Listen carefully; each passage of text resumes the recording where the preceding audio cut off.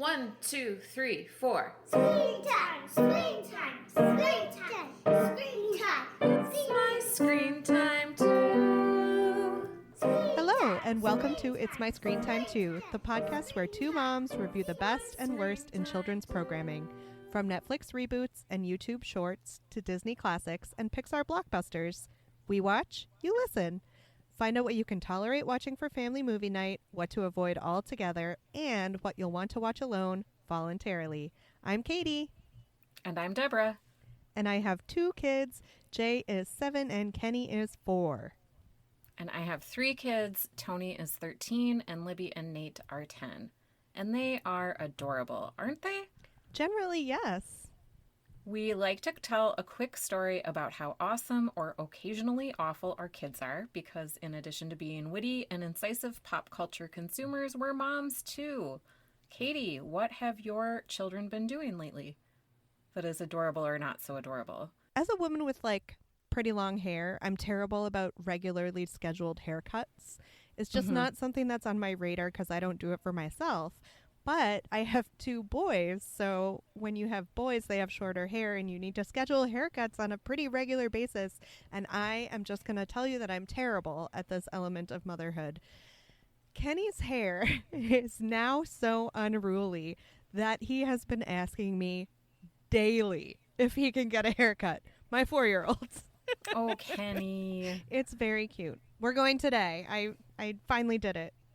Oh, good. Yeah, my boys prefer to have short hair. I would let them grow it long, but they want it cut. And you've got to make those appointments. You really do. I should really just do it when we're there for the previous one, but I never do, and it always gets to this point. Yeah, same. I never make the appointment when I'm there, but wish I did. So we ordered Chinese food in an attempt to break our kids from their chicken tender plain hamburger habit when we're going out to eat. So we got them sweet and sour chicken, which is, I don't know, even worse than chicken tenders possibly. And they were really very excited about the fortune cookies and the lucky numbers on the fortune cookie. And Nate said he was going to use his numbers to play the lottery, which he quickly realized was not the correct way to pronounce lottery, but then he doubled down on it and kept calling it lottery, and now we all call it lottery. And nobody in our house ever plays the lottery, but if we did, we would call it the lottery. I like that a lot, Urary. And you only have so many years left of hilarious mispronunciation of words. They're few and far between, so I have to capture them and commit them to memory when they happen now. Even if they're unintentional or intentionally done after they were unintentional.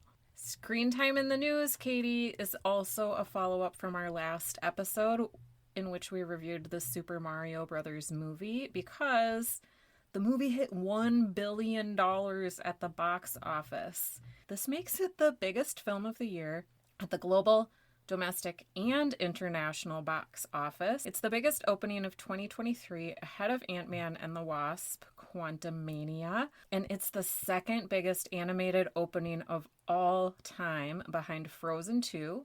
Incredible news, and I'm so glad we saw this in the theaters because I feel very current. Yeah, we're really on top of things, listeners.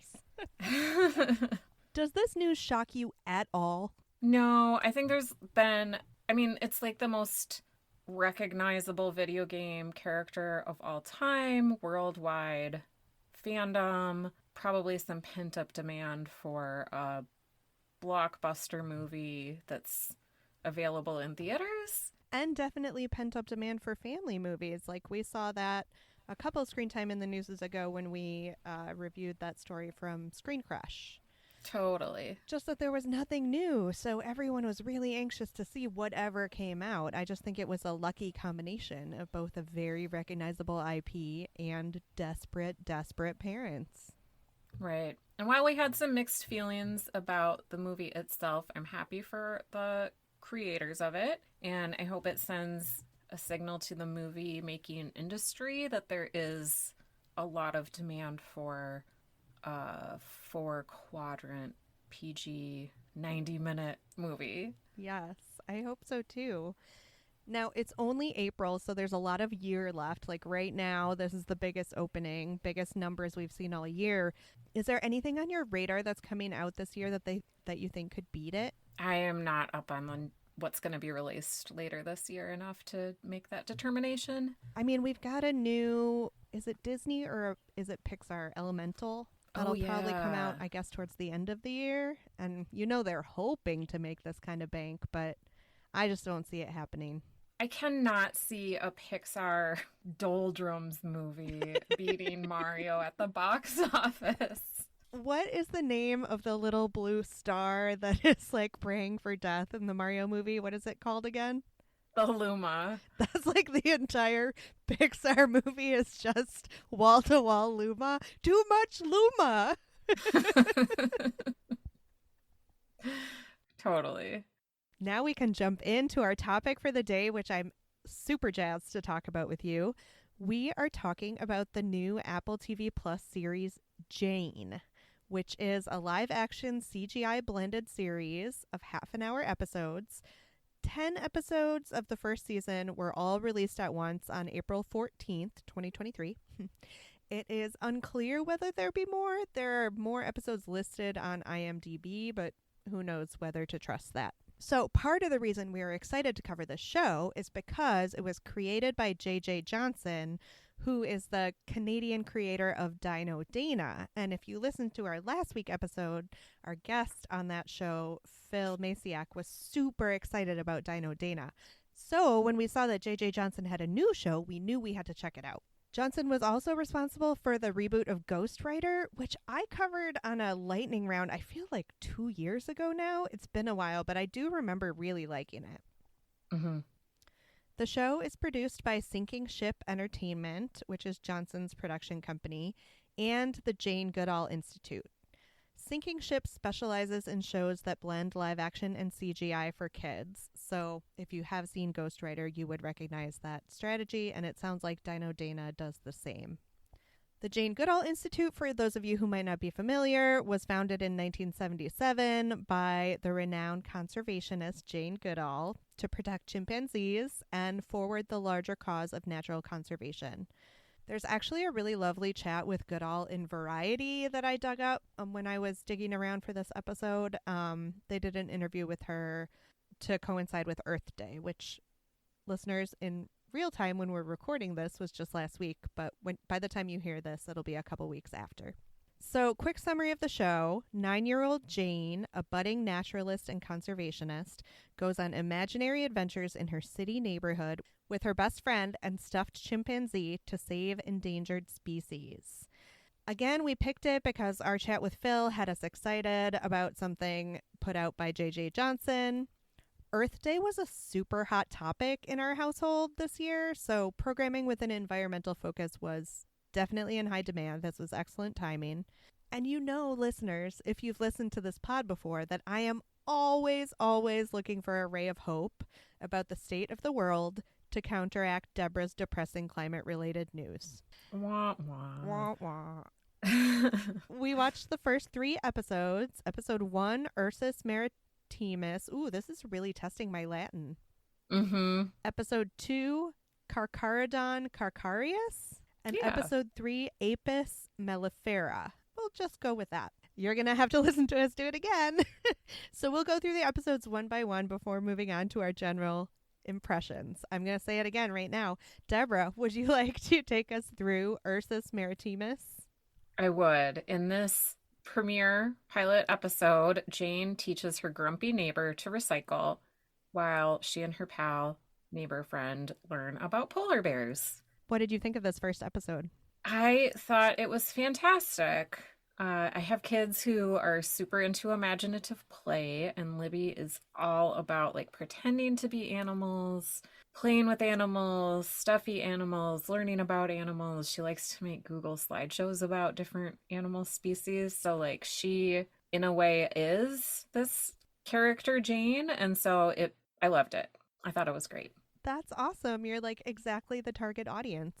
Mm-hmm. Completely. What did you think of it? I too was immediately super charmed by this, and we'll get into the specifics as to why. I think the polar bear was a really smart choice to start with. Mm-hmm. It's so kind of innately appealing. Mm-hmm. Much better than what they tackled in episode 2. Should we just move right on? Let's do it. Okay, so episode 2, Carcharodon carcharias, is about the great white shark. And of the 3 episodes we watched, I thought that this one was the least successful in terms of creating any sort of connection with the animal. Mm-hmm. But the whole episode took place in a grocery store where Jane and her best friend, why can't I remember his name? I can't remember it either. I know, he's super adorable. Where they are both shopping and trying to tag an imaginary great white shark. I think maybe because the shark is hunting them the whole time. There's like a term for like getting people to care about the environment, and like there's something about like apex predators and beautiful exotic animals that makes people care more than if you try to convince them to protect the environment for like ugly critters or critters that we think of as like pests or like insects have that problem. I think I can't think of the term of what it is though.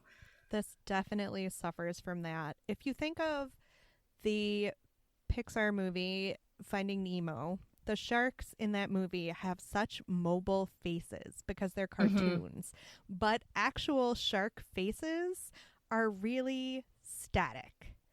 And well, you think that might work better with CGI because there's less moving parts to keep track of, it somehow looks less real. Okay, you know I loved Jane's neighbor's family. He's shopping with his dad. They call home and speak to the other dad who's at home with the like young little sister, and the neighbor is white. The daddy's shopping with his white. I think the dad at home is like maybe Asian, and then the little sister is black. And you know that I love like a multiracial family that was made through adoption, and clearly this is it. Like this show is just like speaking to my heart and what I want to see in children's programming. And it's not like a plot feature. They're just like, this is who their family is. They don't have to like explain themselves or make it part of a plot point in the show. It's just like who they are. Yeah, and the same can be said of Jane, who is casually shopping with her grandfather. So there's also an element of the extended family, which you know I also love. Totally. All right, what about episode 3? Apis mellifera. This one was about bees. Jane's at school on the playground, and a bully is throwing rocks at a beehive. So Jane like beats him up and gets in trouble at school.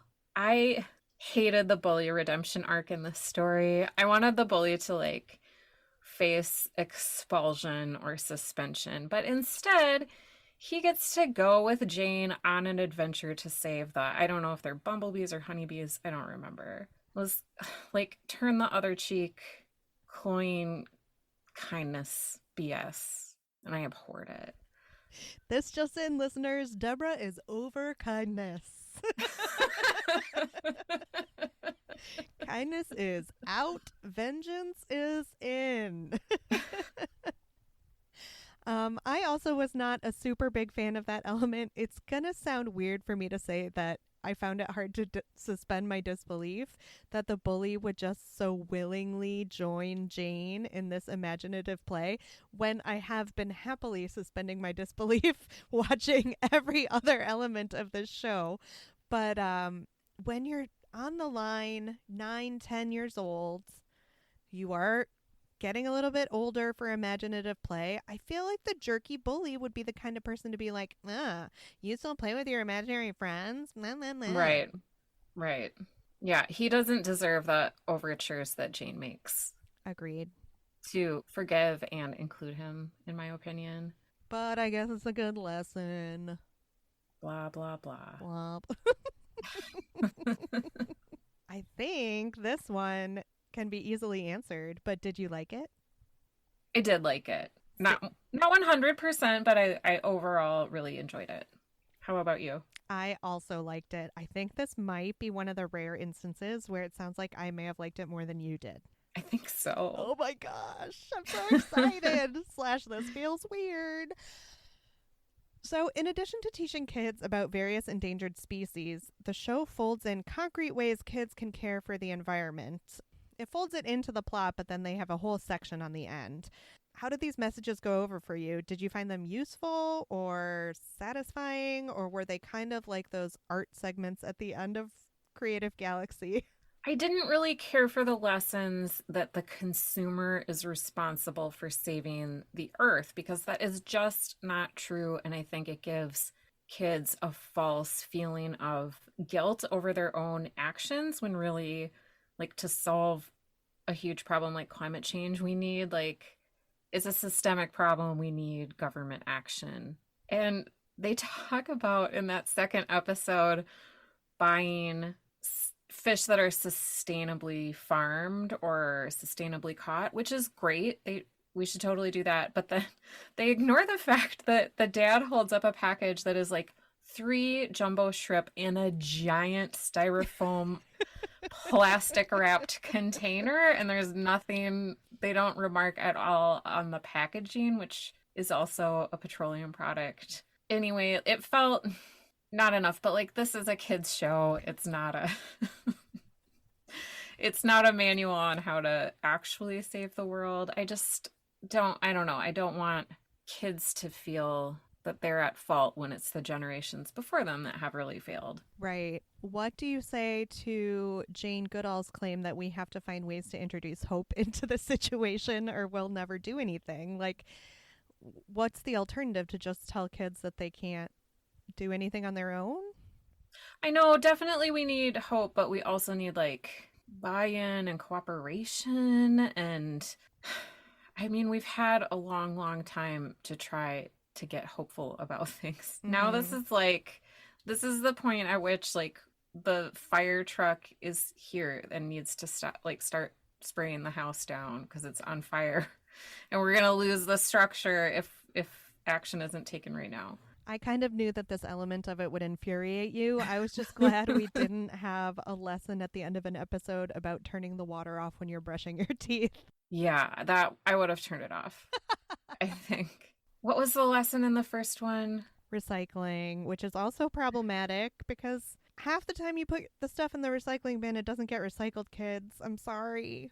I know. But I did like how she got the grumpy neighbor to like think about his choices, and like there was a little bit of a cliffhanger at the end, like maybe she's going to teach him about composting. I think the next step would be reducing our waste, so it's on the right track. I want a composting episode because as someone who doesn't garden, I've often thought I should compost, but then I'm like, what am I going to do with all that dirt? And she lives in the city in an apartment building, so presumably she would have a solution for that.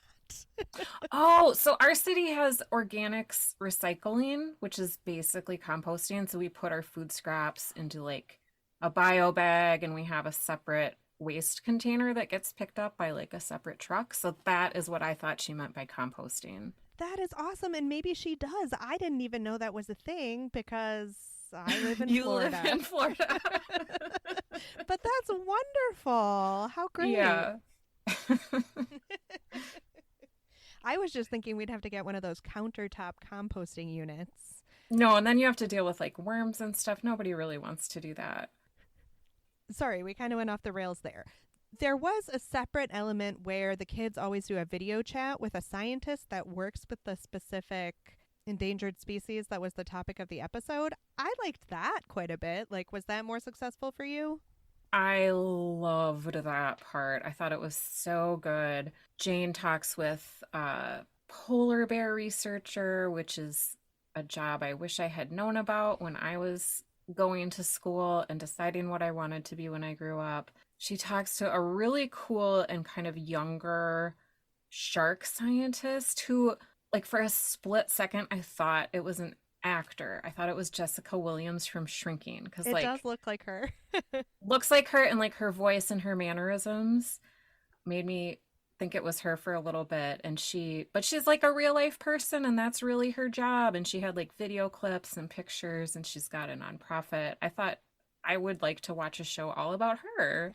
Also, in that Variety article, they did mention that they intentionally chose women and people of color to be their scientific experts at the end, which I thought was just a really excellent touch.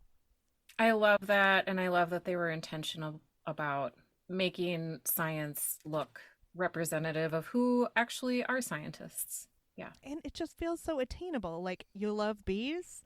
You can work with bees. It's not like, Mm-hmm. oh, nobody really does that. Like, you should just go into finance. So Jane seems to be being raised by a single mom in a small apartment. And these are both things that we see so rarely in kids' TV. And as you mentioned before, there's plenty of casual multiculturalism among Jane and her neighbors. I don't know that I have a question here. I think I can assume that we're both pro both of these decisions. It was just so interesting because I had to think back. When was the last time we even saw a show where kids lived in an apartment? I loved reading books about kids who lived in apartments when I was a kid because I didn't, and it seemed very fun and exotic and different from my experience. So I mean, I've lived in plenty of apartments as a younger adult, so I know that it's not always as glamorous as fiction makes it appear, but yeah, totally fun. And you really get a sense of like the neighborly community that kind of exists in an apartment building and that doesn't always exist in like a single family home, more ex-urban or suburban neighborhood. Sing it, sister. So what about the cast and characters? Was there anyone you particularly loved or hated? I mean, the kids, awesome. Super adorable. So cute. Mm-hmm. I loved that they made the principal who's like punishing Jane and kind of forgets to punish the bully for destroying the beehive, that they make him, he's like kind of doltish, but then has a redemption moment. That was nice. Also played by famous Canadian comedian Mark McKinney from Kids in the Hall. Oh, I didn't recognize him. Oh, funny. Oh, and I forgot to mention, so speaking of the principal of the school, they do an exterior shot of the elementary school, and it's called Valerie Morris Elementary School, which is Jane Goodall's given name. Whoa. Isn't that cute? I did not realize. What? And how did she change her name from Valerie? Well, Valerie is her first name, Jane is her second name, and she was born with a hyphenated last name, Morris Goodall. So I think she just cut out the fat when she... That's great. In terms of other actors... The neighbor dads, love them. Oh, yeah. Loved them too. I liked the actress playing Jane's mom. She seems to have an infinite well of patience for a great kid, but also a really challenging kid, which I thought she pulled that off. Mm-hmm. All right, let's get to the look of the show. Tell me how you think the CGI folded in, because all of the animal characters are CGI. There's no getting around it. We're not going to bring in polar bears. We can't actually shrink children down to the size of bees. So the CGI is an integral component. Mm-hmm. Did it feel Robin Williams era Jumanji to you, or did it look pretty seamless?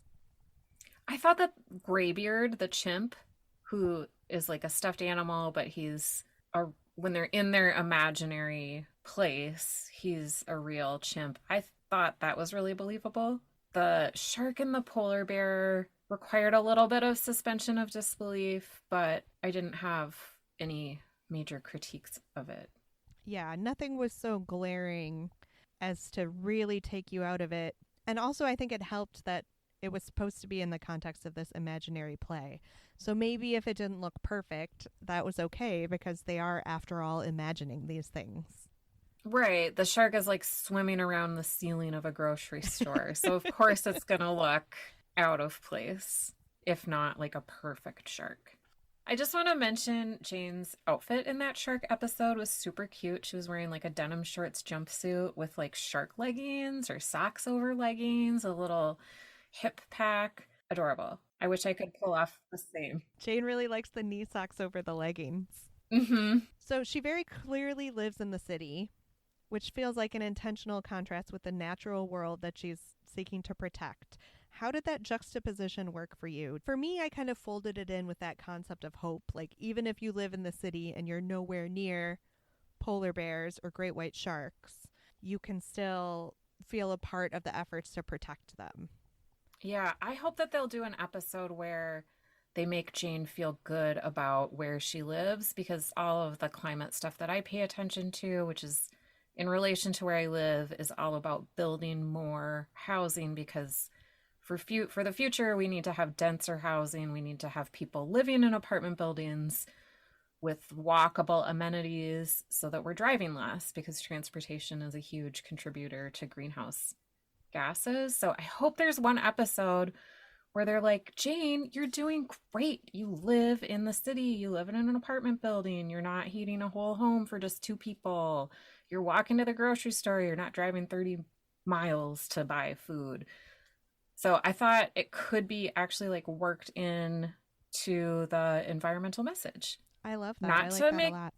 not to make people who don't live in apartment buildings feel bad, which is like Jane deserves to feel good. Agreed. I like that. What about the length and structure? Apple TV releases most of its originals week by week. Is releasing 10 episodes at once a strategy they hoped would be more successful for a young audience? Or did you feel like they were dumping it? I don't know what to think about the way streaming shows are released anymore. Yeah.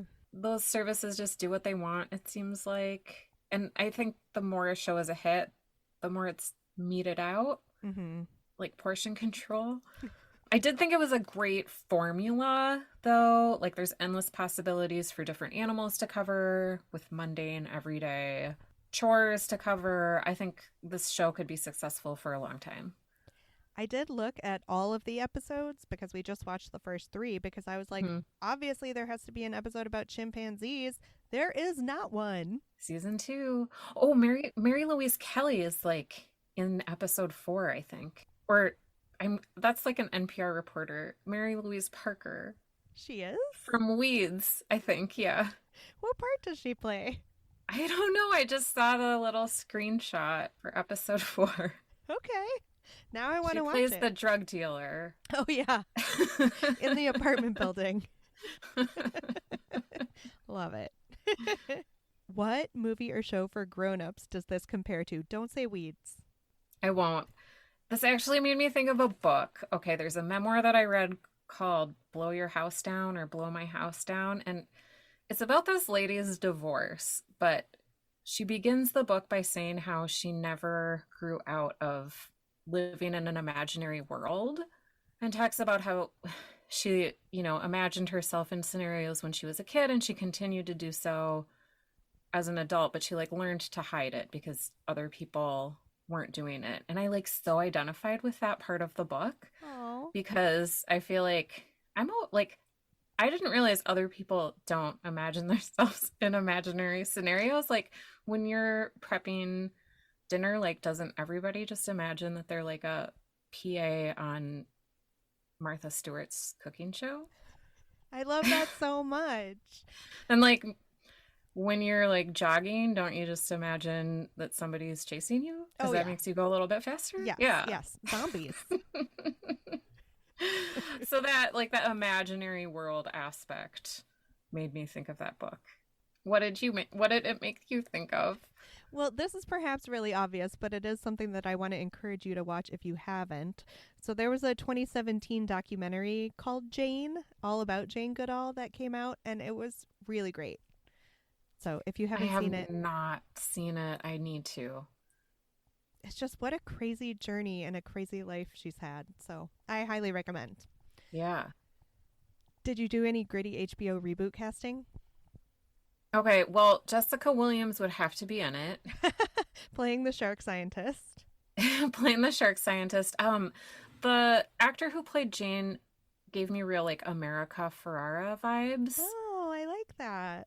Remember when she was a younger actor? I would cast her in it, and I would cast Jonathan Groff and Zachary Quinto as the neighbor dads. Oh. And so maybe it would be an adult adventure to save the planet or save a species. I don't know. Because we could all use some hope too. It's not just for the children.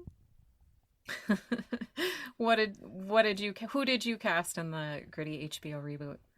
Okay, so Jane is very earnest in her belief that she can make change because she's a child. And Mm-hmm. as we all know, when you grow up, you become a bit more cynical about these things. Yeah. So you need an adult actor that can still carry off that level of earnestness, even in the face of everyone else's dismissal and outright cynicism. So I would like to cast, because she counts as a grown up now, Isabella Merced from Dora and the Lost City of Gold. Yeah. I feel like that's exactly the energy for grown up Jane. Like, she doesn't care Mm-hmm. if you're looking at her like she's crazy. She's going to Mm-hmm. save those polar bears. Do you think it was better when we were kids? I don't know that we had anything approaching this level of sophistication in our environmental messaging. Well, shows, no, it wasn't better when we were kids, but like climate change, the situation was better when we were kids. That's true. I remember watching 321 Contact was like a PBS show, and Mm-hmm. they would do segments on like acid rain and stuff like that, but it was like very documentary style. It wasn't fiction. Mm-hmm. It was a lot less divisive to be worried about greenhouse gases, and acid rain in particular when we were kids was like the buzzy one. Yeah, and the ozone layer. Did you read that New York Times Magazine article about the guy who invented leaded gasoline and chlorofluorocarbons? We're laughing because it's not funny. No. And of course, we'd be remiss talking about our childhood environmental programming without mentioning Captain Planet. Mm-hmm. Which, you remember ages ago, there was talk of like a Captain Planet reimagining with. Am I right in thinking Leonardo DiCaprio was somehow involved? Oh my gosh, I don't remember that, but that would be amazing. Wouldn't that be so hilarious now? He's just like this creaky old Captain Planet. Dad bod, Yeah. Captain Planet. Would you ever watch this alone voluntarily? I think I would, but I think my kids will enjoy it, so I probably won't have to watch it alone. Yeah, How about you? agreed. Totally, totally second that. With that in mind, 10 seconds on whether this is good for our kids. I think it's great. Yeah, I loved it a lot. I am really looking for something that Jay can get passionate about that's not video games because Mm-hmm. I am just done talking about it. So we watched the first episode together and they were both middlingly into it. Kenny was more enthusiastic because he just really seized onto this concept of Earth Day and he's really all about it right now. Ratings? I would give this a 5. Yay, I thought that you were going to rate it lower. I give it a 5 too. I thought it was so fun. I want to go make seed balls and throw them in our backyard with my children. Mm-hmm. I'm gonna call my state senator and ask him to tax the metro area for transportation funding. Do you think that they would ever include contact your senator as a call to action at the end of an episode? I think that's probably too political for kids' TV, which is Oh, sad. yeah, that is sad. Mm-hmm. Well, on that dour note, Thanks for listening to this episode of It's My Screen Time Too. If you enjoyed our show today, please share it with someone you think might enjoy it too. You can find us on Facebook, Instagram, and Twitter at MyScreenTime2, or send us an email to myscreentime2@gmail.com. We'd love to hear your show or movie suggestions, article recommendations, or general comments about the show. Our website is myscreentime2.com. Our theme music was composed and performed by me and my adorable children, and our podcast is produced by Katie. Tune in next time for more real talk about the movies and TV we watch with our kids because we have to and sometimes because we like to. Bye. bye. Screen time, screen